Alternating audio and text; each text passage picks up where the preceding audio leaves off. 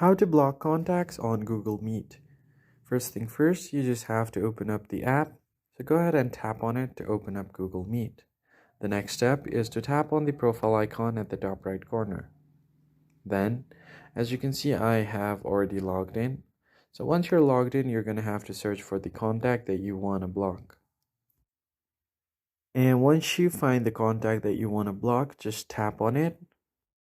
Then you'll get to this interface where you can make a call, and at the top right corner, you'll find the three lines. And once you tap on the three lines right there, you'll get extra options like view details, full history, and feedback. Tap on view details, and then right below there, you'll find privacy and support. Then you have block contact. So just tap on block contact option. And once you've tapped that, it will ask you if you're sure that you want to block.